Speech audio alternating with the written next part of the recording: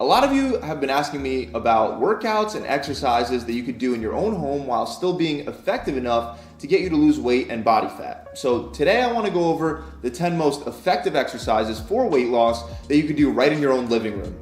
The exercises that I go over today require no equipment, and the reason why they're more effective than others is because they're going to work multiple joints and multiple muscle groups at the same time. And they're going to get your heart rate way up and your breathing rate really high. So you can combine all these exercises into one workout simply by using on and off intervals. The training style that I recommend for this type of workout is short intervals. 20 seconds on and then 10 seconds off. Then repeat each exercise for 8 rounds before taking a minute break and moving on to the next one. Training in a high intensity way like this will allow you to burn more calories in a shorter amount of time. Before I jump into the first one, I do have to state the obvious, and that's the fact that if you want to lose weight or burn fat, you do have to make sure that you're keeping it clean in the kitchen as well. These aren't magical exercises that are going to somehow counterbalance you eating junk all day. But by doing this kind of workout a couple times a week and watching what you eat, I'm sure that anyone can lose weight and body fat with these exercises. So let's start with number 1. It's a combination of jumping jacks and burpees. Burpees are by far one of the most effective exercises to get your heart rate up while also working your upper body and your lower body. Most people know how to do a jumping jack. Start standing straight up and then jump your feet out and raise your arms over your head. You're going to do that 5 times. Then you would perform the burpee by bending your back and lowering yourself down to the ground as you place your hands down on the floor. Next, you're going to jump your feet out and get into a push-up position. Then lower yourself for the push-up. Then you're going to hop your feet back in and jump up. If this is too advanced for you, you can walk your feet out 1 foot at a time instead of hopping. Regardless of whether you're a beginner or advanced, the sequence is 5 jumping jacks, 1 burpee, 5 jumping jacks, 1 burpee, back and forth. Next, we have the mountain climber sit-through drill. For this one, you're going to perform 4 mountain climbers for every 2 sit-throughs. Most people know how to do mountain climbers just like jumping jacks. These are the same mountain climbers that you've probably done in gym class. Every time that you hop one of your knees up to your chest, it counts as 1. So you shuffle your feet 4 times and then you do 2 sit-throughs. The sit-through is done by starting in a push-up position, then lifting one hand up off the ground and your opposite leg off the ground. Bring your hand up to your head and kick your opposite leg through as you turn your hips and your body enough for your butt to barely tap the ground. Then return back to the push-up position and repeat for the other side. Once you're done with those 2 sit-throughs, go right back into the mountain climbers.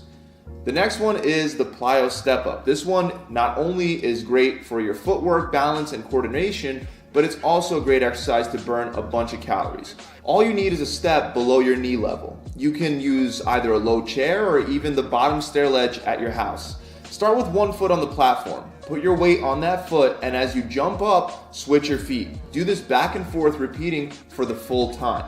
I know this doesn't sound like much, but like I said, you're going to be breathing pretty heavy after doing this one for 20 seconds straight, and especially after 8 rounds. If you have knee problems and can't jump up and down, you can just alternate stepping up side to side.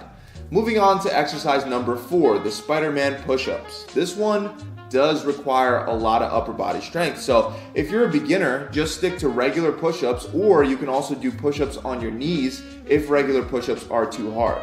The key with all these exercises is to perform the exercise in the most intense way that you can and then regress as it gets harder. So you can start by doing a couple reps of the Spider-Man push-ups, and then when it gets too hard, you can move to regular push-ups, and finally when you start to fail and give out with those, you can drop to your knees for a few more forced reps. But the Spider-Man push-up is done by simply starting in a push-up position, and then as you come down for the push-up, bring one knee up to your elbow.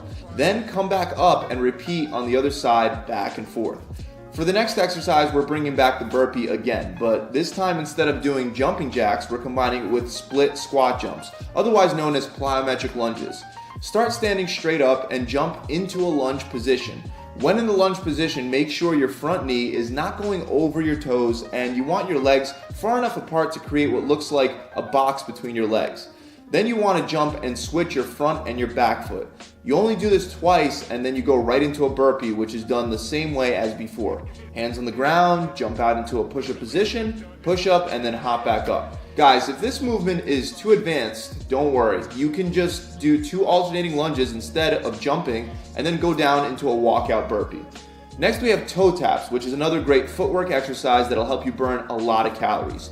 You can use a basketball or any object about as high as a basketball. You can also use the bottom stair ledge like I recommended for the step-ups.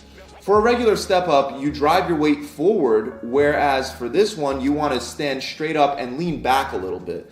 Then alternate between tapping one foot and the other on top of the ball or the step that you're using.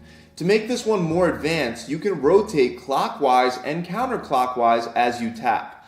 Exercise number 7 is a tough one, so if you can't do it, don't worry, I'm going to give you guys a regression. It's called the Commando Full Body Jack. Once again, you're going to start in a push-up position, then you're going to lower yourself down to one elbow and then the other, then alternate and come back up on one hand and the other one, and return to that push-up position. Then finally, from the push-up position, jump your feet and your hands out wide like you're doing a horizontal jumping jack, and then jump them back in. Then repeat the entire movement, going back down to the elbows, then up on the hands, then jump out and then back in. Like I said, this exercise is advanced. If you're a beginner, try to just do the first part of this exercise where you lower yourself down on your elbows and then come back up on your hands. Just remember to alternate sides every rep so you work both sides equally. For the next exercise, we're going to give you a round to recover by working the core with sprinter sit-ups. Start by lying flat on your back and keep your eyes and your chin towards the ceiling. Then crunch up with your elbows bent and bring your opposite leg up as well. This is different from a bicycle sit-up. You're not twisting to bring your elbow and your knee together. Instead, you're going straight up towards the ceiling.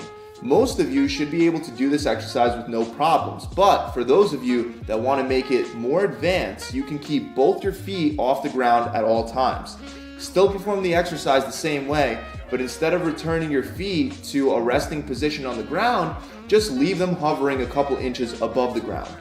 Moving on, we only got 2 more to go. For number 9, we have squat thrust, which is once again one of those exercises that just doesn't look like much, but you will definitely feel winded and exhausted by the end of the rounds. To perform this exercise, start in a push-up position and jump your knees into your chest as if you're about to stand up after doing a burpee. Then jump your feet back out into a push-up position and repeat again and again. Sounds simple enough, right? Again, if you're a beginner, you just walk your feet out and then you just walk them back in, back and forth. For the final exercise, I want you to do sumo goblet squat pulses. Now in the video, you'll see John doing the exercise with a kettlebell in hand.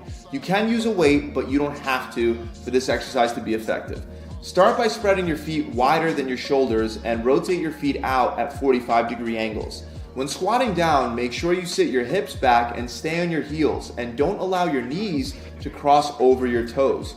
Get nice and low at about a 90-degree squat and then come back up, but only halfway up before going back down.